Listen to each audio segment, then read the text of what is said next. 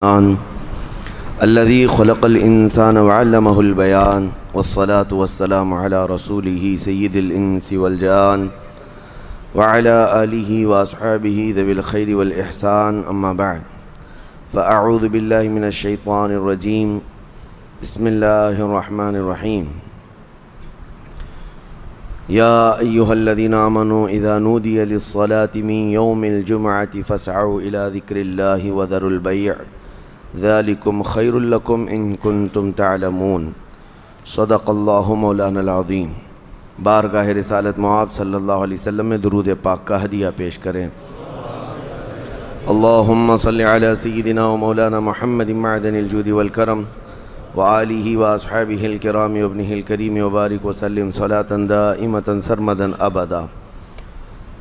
آج رمضان المبارکہ کا یہ آخری جمعہ ہے جس کو جمعۃ الوداع بھی کہا گیا۔ اس جمعہ کی بڑی فضیلت ہے اور اہمیت ہے۔ یہ مسلمانوں کی ہیبت اور مسلمانوں کی عظمت و شان کا مظہر ہے، اور پہلے سے بزرگوں میں اس کے اہتمام کا اور اس جمعہ کے خاص اہتمام کا ذکر ملتا آیا ہے۔ نبی اقدس صلی اللہ تعالیٰ علیہ وسلم اور ان کے صحابہ اور ان کے بعد امت کے اکابرین نے اس جمعہ کا بڑا اہتمام کیا۔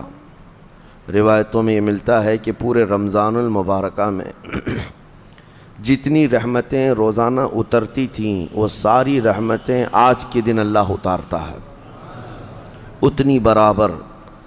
اور نبی اکرم صلی اللہ علیہ وسلم کی ایک حدیث میں یہ بھی ہے کہ اس کی ساعتیں یعنی دن اور رات ملا کر 24 گھنٹے ہوتے ہیں، ان میں سے کوئی گھنٹہ ایسا نہیں ہے جس میں ہر لمحے اللہ کریم 6 لاکھ لوگوں کو جہنم سے آزاد فرماتا ہے۔ ہر لمحہ اس کا اس ماہ مبارکہ کے اس آخری جمعہ میں کاش ہمارا نام بھی وہ آزاد ہونے والوں میں شامل ہو جائے۔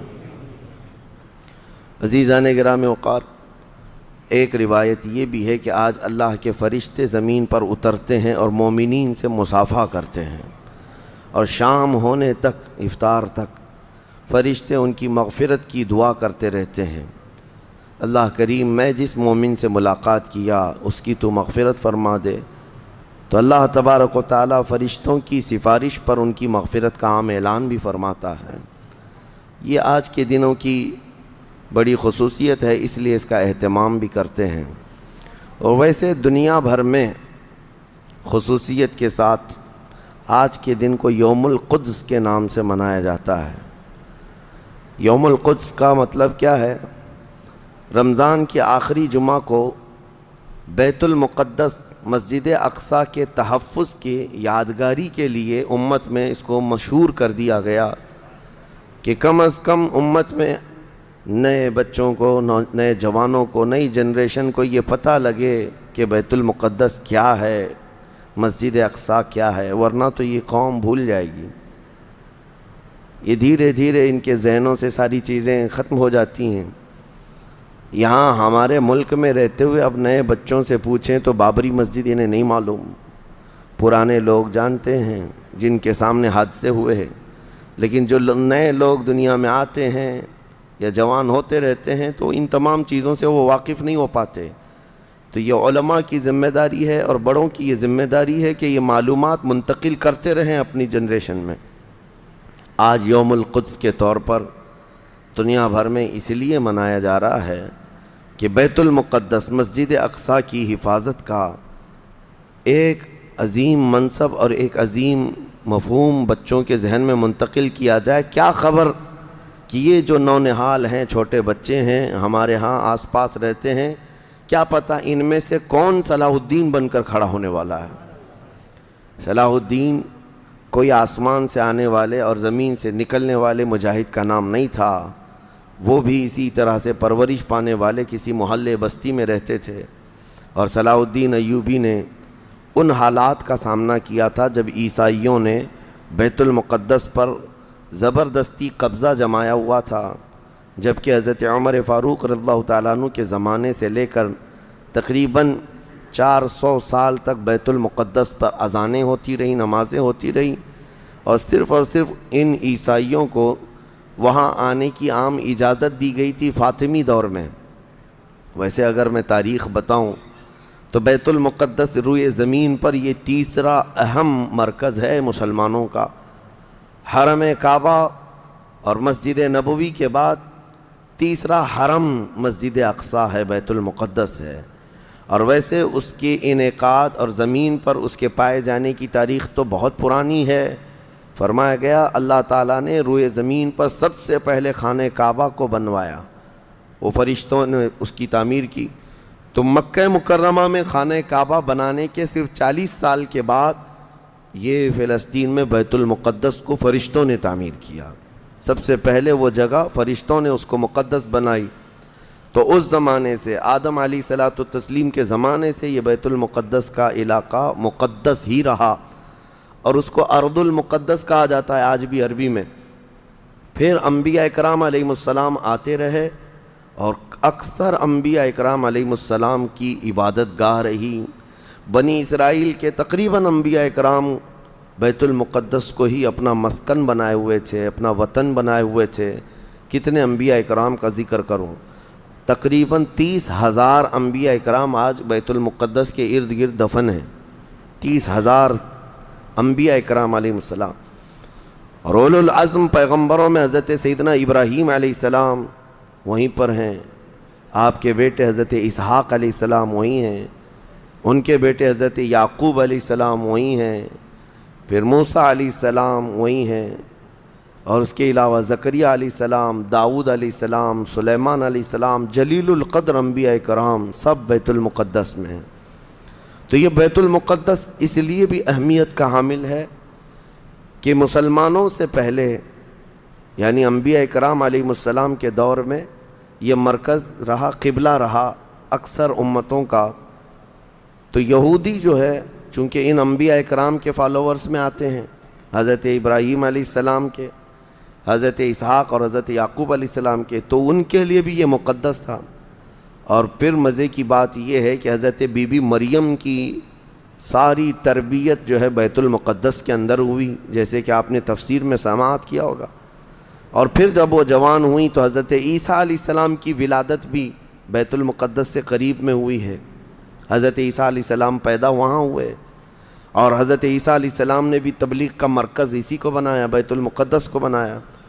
تو دنیا کے پرانے مذاہب میں، پرانے دین میں یہودیت جو ہے ان کے لیے بھی وہ مقدس ہے، عیسائی جو ہیں ان کے لیے بھی وہ مقدس ہے، پھر اسلام کے لیے اس لیے بھی مقدس ہے کہ اصل ابراہیم علیہ السلام کے دین پر اب نہ یہودی باقی رہے نہ عیسائی باقی رہے، بلکہ صرف مسلمان باقی رہے، کیونکہ ابراہیم علیہ السلام نے شرک اور کفر کی تعلیم نہیں دی تھی، وہ تنہا اللہ رب العزت کے موحد تھے، اللہ کی وحدانیت انہوں نے اس وقت پھیلائی، اور اس دین پر آج کوئی قائم ہے تو وہ مسلمان ہیں۔ تو انبیاء اکرام علیہ السلام کے وارثین بھی یہ امت محمدیہ ہیں پچھلے انبیاء کے۔ اور اس کے علاوہ ایک عظمت والی چیز یہ ہے کہ جب میرے آقا صلی اللہ تعالیٰ علیہ وسلم اعلان نبوت فرمائے اور نمازیں فرض ہوئیں، تو نمازوں میں بھی تقریباً 17 مہینے تک حضور صلی اللہ علیہ وسلم اور صحابہ نے بیت المقدس کی طرف منہ کر کے نمازیں ادا کیں۔ اس اعتبار سے ہمارا پہلا قبلہ وہی ہے، پہلا قبلہ جس کو قبلہ اول کہا گیا ہے۔ پھر حضور کی خواہش پر قبلہ بدل دیا گیا، خانہ کعبہ قبلہ ہو گیا ہمارا۔ اور ایک بڑی اہمیت اس بیت المقدس کی یہ بھی ہے کہ جب نبی اکرم صلی اللہ تعالیٰ علیہ وسلم معراج کی شب تشریف لے جا رہے تھے رب ذوالجلال کی ملاقات کے لیے، تو جبرائیل امین کے نے براق کی سواری کو حرم سے لے کر سب سے پہلے جہاں پر اتارا تھا وہ بیت المقدس ہے۔ بیت المقدس جہاں پر آج بھی وہ جگہ باقی ہے جہاں رسول کریم صلی اللہ تعالیٰ علیہ وسلم کی سواری براق کو باندھا گیا تھا، اور حضور نے اندر جا کر 1,24,000 کم و بیش نبیوں کو حضور نے امامت فرمائی تھی۔ یہ وہ بیت المقدس ہے جہاں سارے نبیوں نے میرے نبی کا خطبہ پڑھا تھا معراج کی شب، اور اس کے بعد رسول اقدس صلی اللہ تعالیٰ علیہ وسلم وہاں سے آسمانوں کا سفر کیے۔ تو بیت المقدس مسلمانوں کے لیے اس لیے بھی اہم ہے کہ میرے آقا کی امامت گاہ بھی ہے اور ہمارا قبلہ بھی ہے، اب یہ زمانے میں چلتا رہا، جب حضور اکرم صلی اللہ تعالیٰ علیہ وسلم کا دور تھا ظاہری زندگی کا، اس وقت بیت المقدس پر عیسائیوں کا ہی قبضہ تھا. ہم یہ بتاتے ہیں عیسائیوں کا، لیکن عیسائیوں نے کہاں سے قبضہ کیا تھا؟ وہ تو یہودیوں سے حاصل کیا تھا. یہودیوں کو مارتے تھے. اتنی خطرناک جنگیں ہوتی تھیں عیسائیوں میں اور یہودیوں میں کہ بیت المقدس میں خون خرابہ یہ آج کی تاریخ نہیں ہے، بہت پرانی تاریخ ہے. ٹائٹس نام کا ایک عیسائی بادشاہ جس نے پورے بیت المقدس کی اینٹ سے اینٹ بجا دی تھی، اور اس نے جتنے یہودی وہاں پر آباد تھے سب کو قتل کروا دیا تھا. پھر عیسائیوں کا قبضہ ہوا تھا. کتنے بڑے بڑے عیسائی بادشاہ آئے اور انہوں نے وہاں پر سوائے ظلم کے اور کچھ نہیں کیا بیت المقدس میں. یہ تو ان کی تاریخ چلتی تھی عیسائیوں کی، یہودیوں کی. یہودیوں سے کئی مرتبہ بیت المقدس لے لیا گیا اور عیسائی جھنڈا وہاں لہرایا گیا. کئی 100 سال تک عیسائیوں نے یہودیوں کا داخلہ بھی بند کر رکھا تھا کہ کوئی یہودی پھٹکنے بھی نہ پائے. بیت المقدس تو چھوڑیں، یروشلم میں، فلسطین میں کسی یہودی کی انٹری نہیں تھی.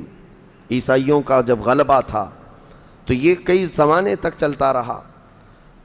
اصل یہاں پر کیا تھا وہ میں آپ کو بتا دوں. یہ بیت المقدس کا مسئلہ آپ کو سمجھنا اس لیے بھی ضروری ہے کہ آج پوری دنیا میں یہ ایک سب سے بڑا ایشو کیوں ہے. اس کی بنیاد یہ ہے کہ حضرت آدم علیہ السلام کے بعد سے وہ جگہ مقدس تھی، فرشتوں کی تعمیر کی ہوئی. لیکن جب حضرت داؤد علیہ السلام تشریف لائے تو آپ نے، چونکہ آپ کی حکومت تھی اس وقت، آپ بادشاہ تھے، آپ نے ایک مسجد تعمیر کرنے کا حکم دیا.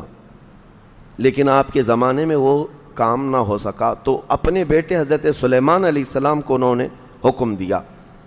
سلیمان علیہ السلام بادشاہ بھی ہوئے اور داؤد علیہ السلام کی کرسی پر بھی فائز ہوئے، اور وہ نبی بھی تھے، رسول بھی تھے، امت بھی تھی آپ کی. اور سلیمان علیہ السلام کو تو اللہ تعالیٰ نے ایسی طاقت دی تھی کہ وہ ہواؤں پر بھی حکومت کرتے اور جنات پر بھی حکومت کرتے. تو سلیمان علیہ السلام نے کام شروع کیا. یہ وہ جگہ تھی جہاں موسیٰ علیہ السلام عبادت کیا کرتے تھے. اس جگہ پر سلیمان علیہ السلام نے ایک مسجد بنانے کا حکم دیا اور یہ جنات بنانا شروع کرتے ہیں. اس کا ذکر قرآن پاک میں بھی موجود ہے. حضرت سلیمان علیہ السلام نے جب پورا ڈیزائن دیا کہ اس طرح سے بننا ہے تو پھر جنات تعمیر کرتے رہے، جنات تعمیر کرتے رہے. اور جنات اتنا خوف کھاتے تھے سلیمان علیہ السلام سے کہ وہ ایک لمحہ بھی حضرت سلیمان علیہ السلام سے غافل نہیں ہوتے یا حکم عدولی نہیں کرتے. ہوا یہ کہ کام ابھی کمپلیٹ نہیں ہوا تھا کہ سلیمان علیہ السلام کا انتقال ہوا تو جنات بھاگ جاتے. لیکن اللہ کی مصلحت، حضرت سلیمان علیہ السلام لکڑی لے کر یوں کھڑے رہتے تھے، اپنا عصا لے کر کے کھڑے رہتے تھے اور کام دیکھتے رہتے تھے. جب تک سلیمان علیہ السلام کھڑے ہیں تیزی سے جنات بڑے بڑے پتھر لاتے تعمیر کرتے رہتے تھے. انتقال ہوا سلیمان علیہ السلام کا اور آپ ایسے ہی کھڑے رہ گئے. آپ کے کھڑے کھڑے وفات ہوئی ہے. اور اس طرح سلیمان علیہ السلام کی وفات کو سالوں گزر گئے لیکن آپ وہاں سے ہٹے نہیں کیونکہ کام چل رہا تھا. قرآن میں ہے، اللہ تعالیٰ فرماتا ہے جب لکڑی کو دیمک کھا گئی، کتنے سال گزر گئے ہوں گے. حضرت سلیمان علیہ السلام یوں ہی کھڑے تھے. اور عام دوسرے لوگوں کی موت تو چھوڑو، نیند میں کھڑا ہو کر کے دکھائے. وہ اللہ کے نبی تھے کہ انتقال کے بعد بھی وہ کھڑے رہے. روایتوں میں کئی سالوں تک، 10 سالوں تک آپ کھڑے رہے. اور اس کے بعد دیمک کھا گئی لکڑی کو تو لکڑی ٹوٹ گئی. تب سلیمان علیہ السلام زمین پر آ گرے. جنات اسی وقت جان گئے کہ یہ تو انتقال کر گئے. تب تک بیت المقدس کا کام کمپلیٹ ہو گیا تھا، جنات بھاگ گئے سب. یہ تعمیر، اس کو اصل میں بیت المقدس نہیں کہا جاتا تھا اس وقت، یہ ہیکل سلیمانی. یہ یہودیوں کے عقیدے کے اعتبار سے فرسٹ ٹیمپل ہے، پہلا مندر یا پہلی مسجد جو بھی ہے مقدس تھی. یہ ہیکل سلیمانی جو سلیمان علیہ السلام نے جنات سے بنایا تھا، اور سلیمان علیہ السلام کی کرسی جہاں لگتی تھی اس وقت حضرت سلیمان علیہ السلام نے جنات اور سرکش لوگوں سے اور جادوگر لوگوں سے سب چیزیں جادو کی چھین کر اپنی کرسی کے نیچے دفن کر دیا تھا. سب ختم کیا تھا کہ کوئی جادو ٹونا یہ سب چیزیں نہ ہوں، کیونکہ یہودی جادو کے پیچھے بہت بھاگتے تھے، صرف جادو میں ہی دن رات۔ آپ نے سب دفن کیا، اور اس کے بعد آپ کے انتقال کے بعد سالوں بیتے اور اسی طرح سے رہے۔ لیکن پھر یہ ہیکل سلیمانی کو ایک بادشاہ آیا جو عراق کا رہنے والا تھا، اس کی یہودیوں سے دشمنی تھی، اس نے ایسا حملہ کیا کہ پورے ہیکل کو توڑ ڈالا، یعنی جو جنات کا بنایا ہوا تھا اس کو مکمل طور سے مسمار کر دیا۔ ایک دیوار باقی رہ گئی، ایک دیوار باقی رہ گئی، جہاں جا کر کے آج یہ یہودی روتے ہیں، دیوار گریا اس کو کہتے ہیں، وہ اس زمانے کی ایک باقی رہ گئی، باقی پورا ہیکل گرا دیا۔ زمانہ بیت گیا، یہودی اس بات پر روتے رہے کہ ان کو مارا گیا، قتل کیا گیا، پھر عیسائیوں کا اس پر قبضہ رہا، پھر عیسائیوں سے یہودیوں نے ایک بار پھر حاصل کیا، پھر دوبارہ یہ ٹائٹس کے زمانے میں عیسائیوں نے مار کر کے پورے یہودیوں کو خون خون کر دیا، اور پھر بیت المقدس کچھ نہیں تھا، ایک دیوار تھی، ایک دوسری وہاں پر ایک چھوٹی سی عمارت بنائی گئی۔ اس عمارت کو یہ سیکنڈ ٹیمپل کہتے ہیں، سیکنڈ ٹیمپل، یہ دوسرا مندر، اور اسی کو عبادت گاہ بنا کر چلتے رہے۔ زمانہ بیتا، یہاں تک کہ حضور صلی اللہ تعالیٰ علیہ وسلم کی نبوت کا اعلان ہوا، پھر اس کے بعد 23 سال گزرے، پھر آپ کی وفات کے بعد صدیق اکبر کا زمانہ آیا، پھر سیدنا عمر فاروق کا زمانہ آیا۔ تقریباً یہ 26-28 ہجری کی بات ہے، حضرت عمر کے دور میں۔ پھر حضرت عمر فاروق کے دور میں جو فتوحات ہو رہی تھی، اسلام پھیلتا جا رہا تھا، تب صحابہ کے ایک لشکر کو حضرت عمر نے فلسطین بھی بھیجا، جس میں حضرت ابو عبیدہ بن جراح بھی تھے۔ تو ان صحابہ نے اس چھوٹے سے لشکر کو لے کر فلسطین کا معرکہ ایسا سر کیا کہ یہ عیسائی سب جان چکے تھے حالات کیا چل رہے ہیں، سیرنڈر ہو گئے اور کہا ہم جو ہے یہ بیت المقدس کی ساری چابیاں آپ کے حوالے کرتے ہیں، لیکن ایک شرط ہے کہ ہم آپ کے ہاتھ میں نہیں دیں گے بلکہ مسلمانوں کے امیر المومنین کے ہاتھ میں دیں گے، وہ آئیں ہمارے پاس۔ تو وہاں جو صحابہ تھے انہوں نے خط لکھ کر بھیجا حضرت عمر کو، حضرت عمر مدینے میں تھے، کہا ٹھیک ہے میں آ رہا ہوں۔ قبلہ اول مسلمانوں کے ہاتھ میں تھا، بیت المقدس آ رہا تھا، سیدنا عمر فاروق مدینے سے چل پڑے، ایک غلام کے ساتھ نکلیں اور ایک سواری ہے، ایک خچر ہے، اور دونوں بھی کس انداز سے جا رہے ہیں، ایسا امیر المومنین جس کے رعب سے قیصر و کسریٰ کانپتے تھے، لڑائی کی کسی کے اندر مجال نہیں تھی، وہ ایک خچر کے سواری پر اتنا لمبا سفر طے کر رہے ہیں، وہ بھی غلام سے یہ طے کر رکھا ہے 1 میل میں بیٹھوں گا، 1 میل تو بیٹھنا، ہاں تو رسی پکڑ کے چلے گا 1 میل تک، اور اس کے بعد جب تو بیٹھے گا تو میں رسی پکڑ کے چلوں گا 1 میل تک۔ اس طرح سے تو سفر طے کیا۔ جب فلسطین پہنچ رہے تھے اور اس وقت لوگوں میں خبر تھی کہ امیر المومنین آ رہے ہیں، تو لوگ دیکھنے کے لیے شہر سے بھاگے بھاگے باہر آئے۔ اتفاق ایسا کہ اس وقت خچر گھوڑے پر بیٹھنے کی باری غلام کی تھی اور نکیل رسی حضرت عمر کے ہاتھ میں تھی۔ دوڑے ہوئے لوگ آئے جو نہیں پہچانتے تھے، عیسائیوں نے امیر المومنین کہہ کر اس غلام کا استقبال کیا کہ تشریف لائیں۔ تب جو صحابہ تھے وہاں پر انہوں نے پکار کر کہا نادانو، وہ امیر المومنین نہیں، رسی پکڑا ہوا امیر المومنین ہے، یہ امیر المومنین ہے۔ پہلی مرتبہ ان اعلیٰ اخلاق و کردار کو عیسائیوں نے دیکھا تھا کہ وقت کا خلیفہ کوئی گھوڑے کی رسی پکڑ کر کے بھی چلتا ہے، تو بہت متاثر ہوئے، اور اس کے بعد بنا کسی جنگ کے حضرت عمر فاروق رضی اللہ تعالیٰ عنہ بیت المقدس میں داخل ہوئے، اور ان عیسائیوں نے جو کچھ بھی وہاں پر کیا تھا اس کو نکالا۔ پھر حضرت عمر فاروق رضی اللہ تعالیٰ عنہ نے پہلی اذان دینے کا حکم فرمایا، وہ ظہر کی اذان تھی، آپ نے وہاں پر نماز پڑھائی۔ پھر اس کے بعد یہ سلسلہ چلتا رہا۔ اب اس میں تفصیل ہے، عیسائیوں کو اسی طرح ہم بھی بھگاتے، مسلمان بھی بھگاتے، جیسے یہ یہودیوں کو بھگاتے تھے، تو انہیں آج بولنا چاہیے تھا کہ مسلمانوں نے زبردستی قبضہ کیا۔ حضرت عمر فاروق کا عام اعلان تھا کہ جو یہاں پر رہنا چاہے اس کے لیے کھلی آزادی ہے، حتیٰ کہ عیسائیوں کا چرچ بھی تھا پرانا، حضرت عمر نے کہا اس کو توڑا نہ جائے، اس میں عبادت جو ہوتی ہے ان کو اپنی عبادت کرنے دیا جائے۔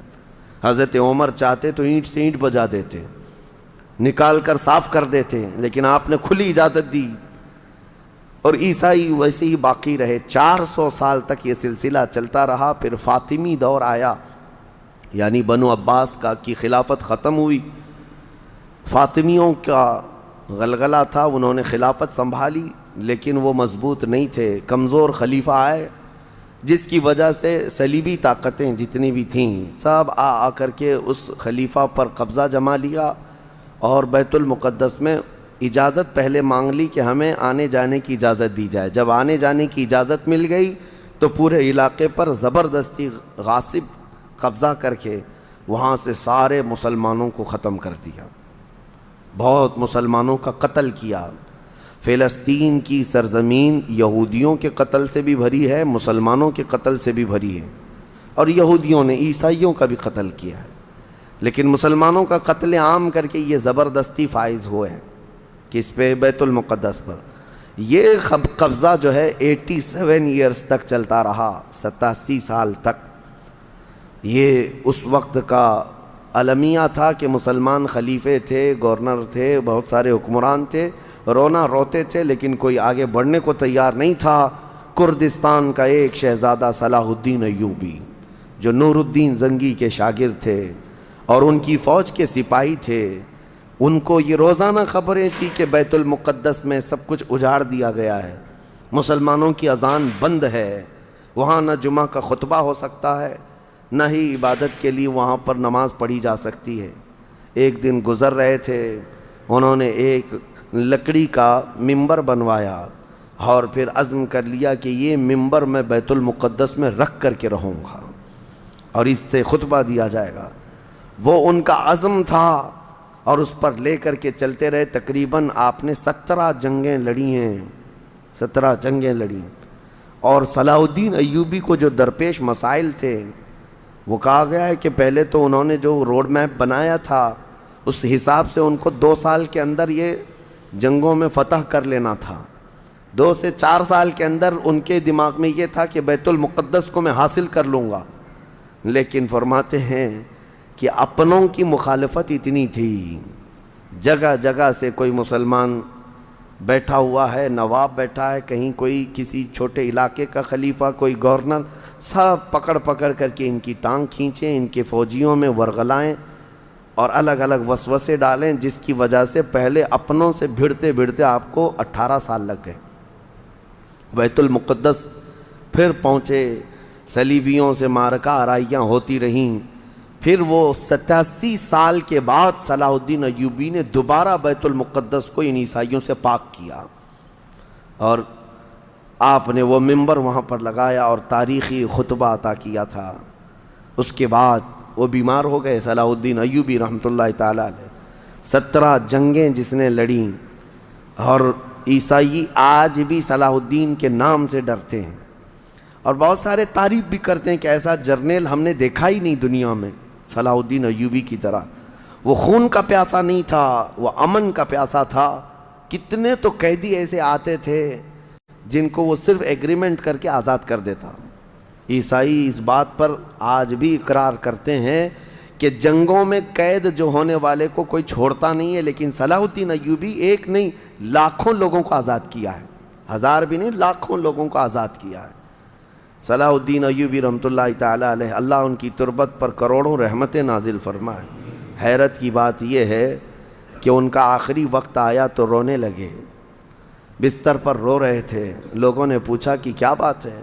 صلاح الدین ایوبی کہتے ہیں میں نے منت مانگی تھی اللہ سے کہ اے اللہ بیت المقدس فتح ہو جائے تو میں حج پہ جاؤں گا۔ کہا تو پھر کیا ہوا؟ کہا میرے پاس اتنے پیسے نہیں ہیں کہ میں حج کر سکوں۔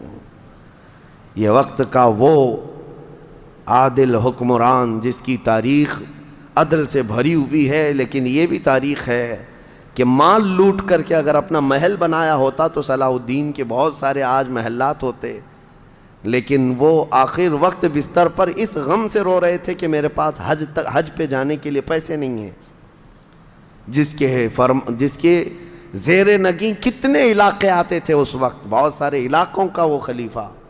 لیکن میرے عزیزو، اسلام کی سچی تاریخ ایسے ہی خلفاء سے ہے، ایسے ہی خلفاء سے نظام ہے۔ پھر یہ زمانہ چلتا رہا، تقریباً 800 سال گزر گئے، 1921 آیا، 1921، یہ جو گزری ہوئی سینچری ہے ابھی ہماری، یہ فرسٹ ورلڈ وار جب ہوئی، پہلی جنگ عظیم، اس جنگ کے دوران یہودیوں نے زبردستی اجازت مانگی برطانیہ کو ثالث بنا کر کے، کیونکہ جب ترکی کی حکومت ختم ہو گئی، جس کو خلافت عثمانیہ کہا جاتا ہے، جب وہ کمزور ہو کر گر گئی، کیونکہ ان کا دبدبہ تھا، یہ آخری خلافت ہے جو زمین پر تھی، اگرچہ خلافت کے نام سے جو مشہور رہی، تو حضور صلی اللہ تعالیٰ علیہ وسلم کی وفات کے بعد سے لے کر یہ ترکی کی خلافت عثمانیہ تک اس روئے زمین پر خلیفہ ہر زمانے میں کوئی نہ کوئی رہا، لیکن 1921 سے لے کر 1921 سے لے کر اب کا زمانہ آ گیا 2023، اتنے سال، 100 سال گزر گئے، پوری دنیا میں اب کوئی خلیفہ مسلمانوں کا نہیں رہا۔ بادشاہ تو بہت سارے ہیں، امیر المومنین اور خلیفہ کے نام سے اس روئے زمین پر اب کوئی نہیں۔ ان ظالموں نے ہماری خلافت کے نظام کو مار ڈالا، ختم کیا، خلافت کو زمین سے ختم کیا۔ اب لوگوں کو نیا لگتا ہے کہ خلافت کا مطلب کیا ہے۔ خلافت ایک نظام ہے، پورا نظام ہے۔ جب ڈیموکریسی ایک نظام ہے، کمیونزم ایک نظام ہے، تو اسی طرح سے خلافت جو ہے میرے مصطفیٰ کے نظام کا نام ہے۔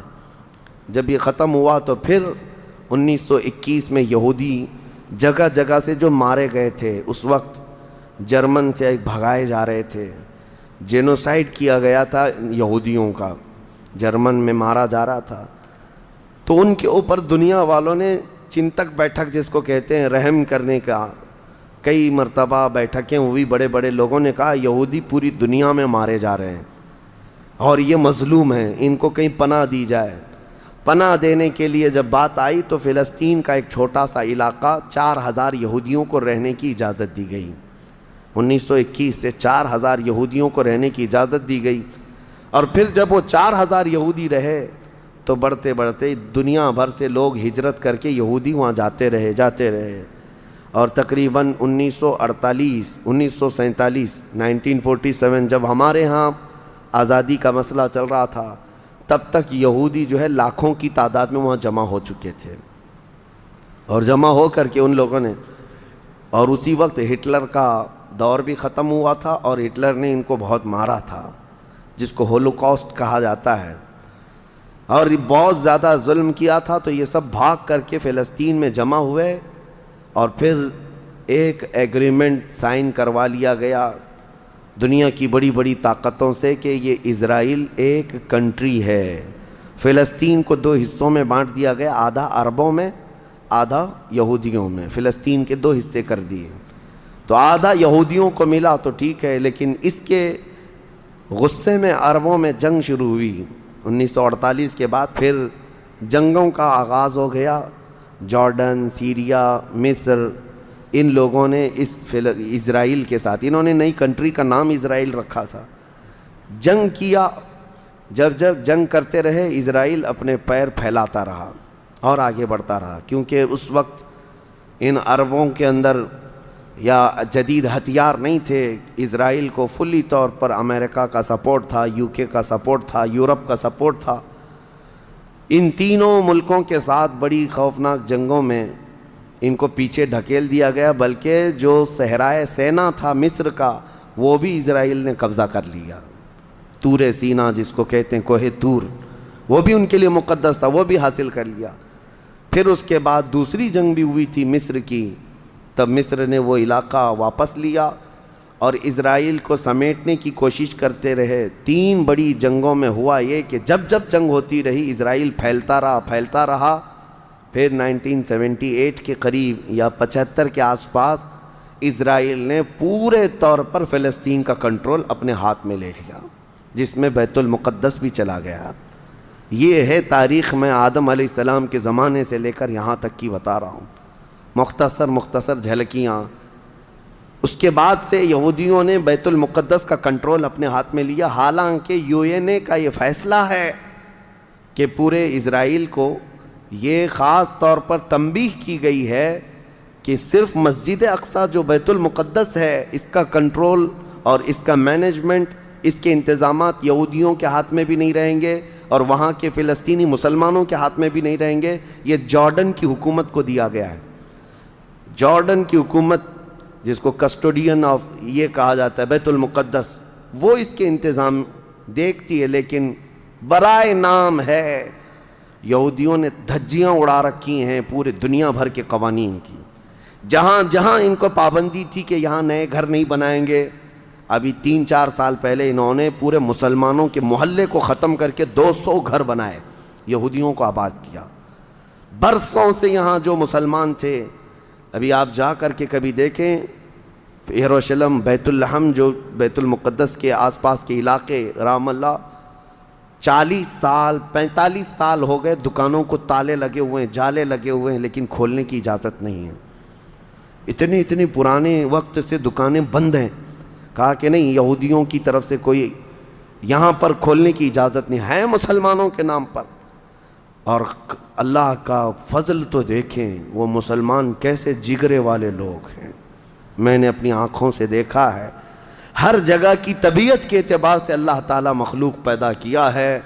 ان ظالم غاصب اسرائیلیوں کو ہم نے دیکھا، یہ بندوق تانے بیت المقدس کے ہر دروازے پر کھڑے رہتے ہیں، اور مسلمانوں کا فلسطینی 8 سال کا بچہ آتا ہے، اس کی نال یوں پھینک کر کے مسجد میں اندر جاتا ہے، نماز پڑھتا ہے، پھر نکلتا ہے، اور وہ فوجی دیکھتا رہ جاتا ہے، کچھ نہیں کرتا۔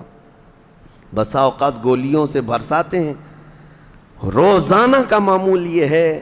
رات کو گولیوں کی بارش ہوئی، سمیٹ کر کے ختم کیا گیا، زخمی ہاسپٹل میں گئے، دوسرے دن دیکھا عصر کے بعد بیت المقدس کے باہر صحن جو ہے وہاں پر پھر عورتیں، بچے، سب جو روزانہ عصر سے لے کر مغرب تک اپنی روٹیاں، اپنے کھانے لے کر کے آتی ہیں، بیٹھتی ہیں، ایسا لگتا ہے یہاں کچھ ہوا ہی نہیں، کچھ ہوا ہی نہیں۔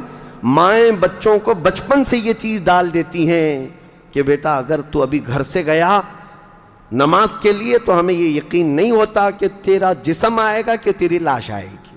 ہر ماں کا یہ وہاں پر جذبہ ہے، اور یہ حدیث پاک میں موجود ہے۔ میرے آقا صلی اللہ علیہ وسلم نے فرمایا، لا تزال طائفۃ من امتی، میری امت میں سے ایک جماعت ایسی رہے گی جو قیامت تک حق کے لیے لڑتی رہے گی، اور اللہ ان کا ناصر و مددگار ہوگا۔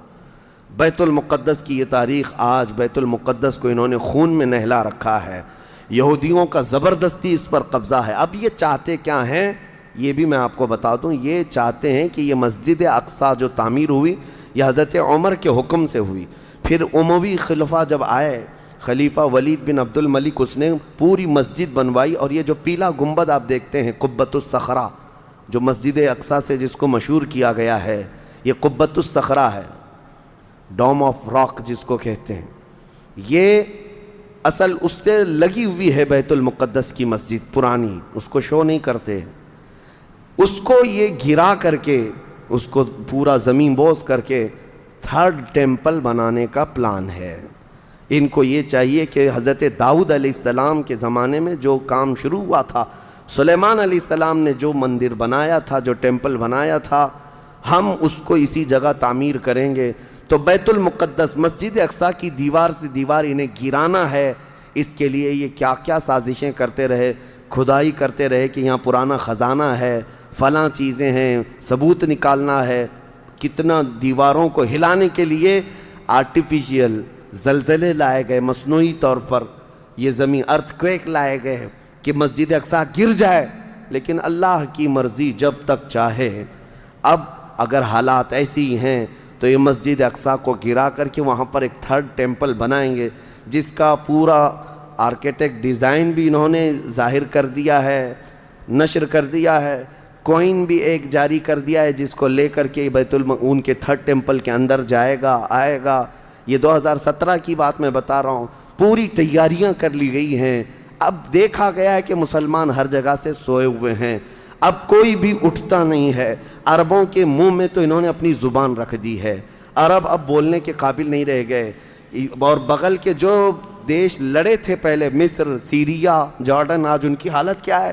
وہ خود خانہ جنگی میں مبتلا ہیں، آپس کی لڑائیوں میں مصروف ہیں۔ اسرائیل کی غنڈہ گردی اور دادا گیری اس حد تک بڑھ گئی ہے کہ اسے آس پاس کسی کا خوف نہیں۔ ہاں اگر کچھ بولتا ہے تو کبھی ترکی بولتا ہے، ہاں اس کو اپنے اس ملک کے لیے سب سے بڑا خطرہ محسوس ہوتا ہے تو ایران ہے۔ ایران کو اس نے سعودی سے ایسا لڑا کر کے رکھا ہے کہ وہ آپس میں جنگیں کرتے رہیں۔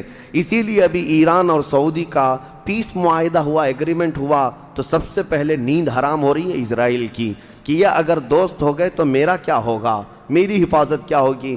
اسرائیل حماس کو مدد کرتا ہے، جو غزہ میں ایک علاقہ باقی رہ گیا مسلمانوں کا جو فلسطین کے اندر ہے، جو آج تک لڑ رہے ہیں، آج تک راکٹ داغتے ہیں، اسرائیل کے ساتھ لڑتے ہیں۔ 20,000 کی تعداد ہے وہ بیچاروں کی، 20,000 کی تعداد ہے۔ اب یہ تاریخ اس طرح سے بتائی جاتی ہے، نیوز اس طرح کی ہے، اسے حماس کو اسرائیل مدد کرتا ہے، فلاں مدد کرتا ہے، جو بھی مدد کرتا ہو ہمیں اس سے وہ نہیں، لیکن ایک حق جماعت قیامت تک حق پر قائم رہے گی اور بیت المقدس کے لیے لڑتی رہے گی۔ پھر وہ دن آئے گا جب میرے آقا صلی اللہ تعالیٰ علیہ وسلم کی حدیث پاک ہے، خراسان سے ایک جماعت نکلے گی، خراسان سے ایک جماعت نکلے گی۔ خراسان پہلے کے دور میں رشیا کا کچھ حصہ، افغانستان کا کچھ حصہ، ایران کا کچھ حصہ، ایک پورا بڑا نقشہ ہے، اس کو پرانا خراسان آپ دیکھیں گے۔